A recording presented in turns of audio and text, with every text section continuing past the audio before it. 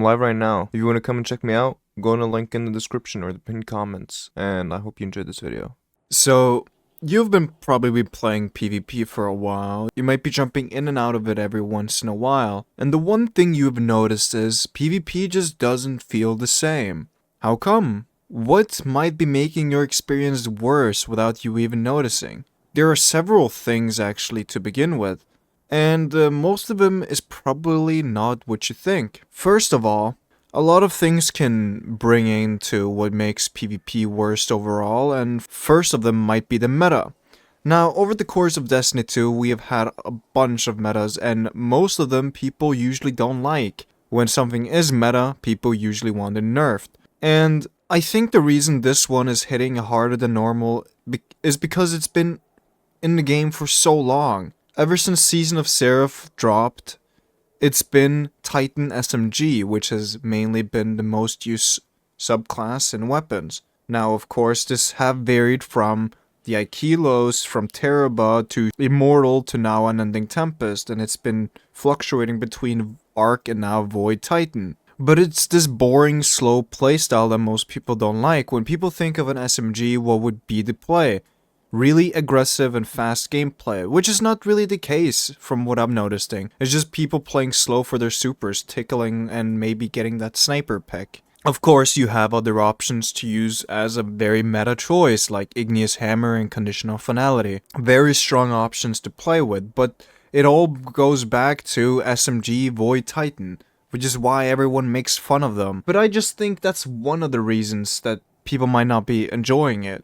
You might have other where it is more of rewards. The rewards we've been getting over the years have kind of diminished when you look at the grand scale of things. If you're just gonna think of new seasonal weapons, it's it's whatever. None of them are really that crazy or that good, but you have outliners like Unending Tempest. I think weapons that brought people into PvP are weapons like Redrix's Claymore, then Redrix's Broadsword, then Luna's Howl, Not Forgotten, Revoker, Mountaintop, Recluse, and Bungie has kind of retired this whole system of weapons coming out every season, because these used to be seasonal, and they gave you a really good reward for, what you played for. And thinking that Bungie wants to make an expansion bigger than Forsaken, I think these are necessary for the PvP playlist. And then you have the other one that people seem to forget about, the map variety.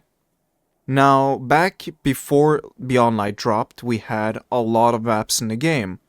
Some might have even said too many.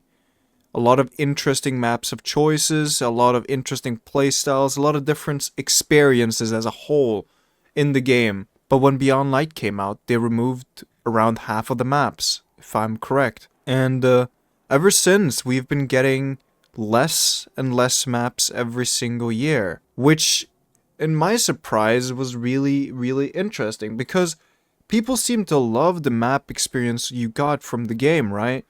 You had Legion's Gulch, I think it's called, where you get sent out in a drop pod. I found that map insanely cool for, what a simple PvP experience we have. And it gave you so many more levels to what you could do inside of a lobby. You could be floating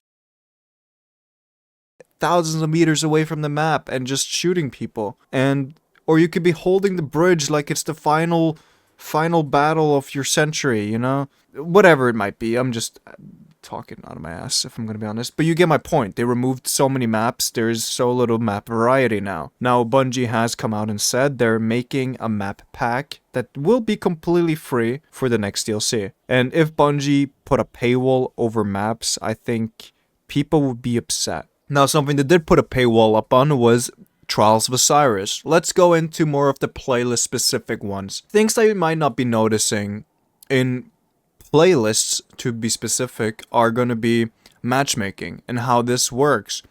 Every single lobby you get in, they try to team balance you in some other way. Whether the playlist describes it or not, they will try to team balance you, so it will be the most close call there could be.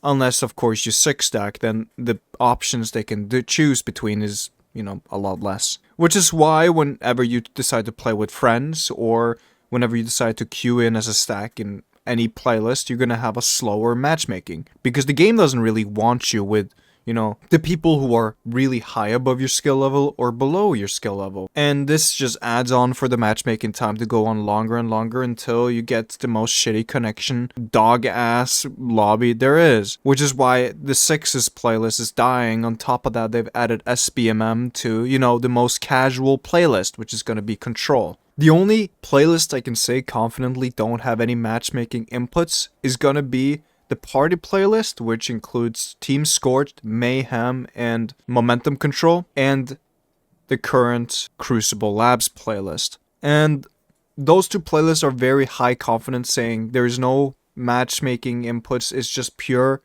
connection based. Though a lot of people, when they get matched shitty against other people, then they're gonna be upset. It's like, why am I matching these kids? Why? People are always gonna say that. But one playlist I can now confidently say have team balancing is going to be Trials of Osiris. And for the people who are bad at the game, they're not going to really notice anything, but for the people who gets fucked over by this are going to be complaining. And when you drop a 16 bomb and your other teammates drop 4 each, maybe even 0, the game is a 4-4, you're going to be upset because you couldn't do anything more in your power to win that game. And the enemy team is blessed because at least they can shoot their guns. And sometimes this is just what you have to deal with. Which is why I recommend, if you want to have a better Trials of Osiris experience, you should 2-stack. Even for comp, I would say that. If you want a better experience overall, just 2-stack. It's my best advice to any 3s game mode because of the way they did matchmaking. They fucked over 3v3. There's only the top tier players who usually play that most of the time. You might find some alright games, but most of the time it's going to be filled with streamers, cheaters, and, people who want to win. Which is why the 3s playlist has kinda became unplayable for most people. If you suck balls at this game and you knowingly well do that, play solo queue. If you do so, you're gonna have a higher chance of getting good teammates that will probably win the game for you. And a lot of the times I've seen these people go flawless being a 0.2. So at the end of the day, matchmaking is going to fuck over better players more than the worst players, and that's just how it's going to be. And there's no other way you can live with that than complain about team balancing. And a better option would be remove duo queue. Fun fact. Same with comp. I would say the reason people don't enjoy comp as much is because there's really no incentive to play. You get a cool emblem if you reach the max rank every season. There's no real rewards except for the 3 weekly weapons you get, which is such a low possibility of you getting the god roll you're after, so you're basically never gonna see it. So there's really no reason to farm for any comp weapons at the end of the day. As much as I'd like to say, yes, play comp, there's really no reason to play it, which makes the population overall smaller. On top of that, the population of the overall game is smaller, so it's gonna be a lot worse experience overall. If I'm gonna go back to a good comp experience, I would go back to midway Forsaken to Shadowkeep. I think this was a great period to play comp. There wasn't too many cheaters. A lot of people seemed to enjoy the playlist because of the high rewards you used to get.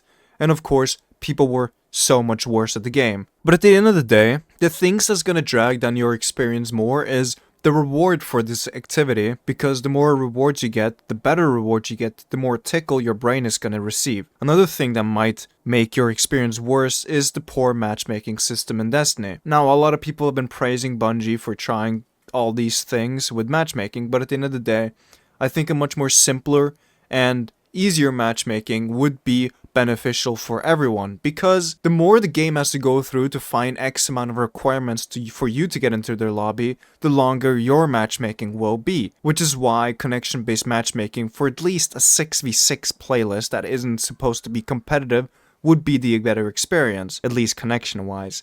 Now, I can get into reasons why Bungie chose to add skill-based into these playlists, and it's because for the new light experience, they want new players to have a better overall time to play the game. Whenever you step into your first Crucible game, I don't think you would be having the best experience if you were getting steamrolled, right? So they make it a lot easier for blueberries to play. But overall, it hurts the population in general because people don't want to play waiting 10 minutes to get into a game for them to just get moon goosed. Or if you suddenly decide to queue up Trials of Osiris at a population all-time low, you're just gonna match the Chinese 3 stacks. It's between each of those, and that's gonna make your experience 10 times worse, surprisingly enough.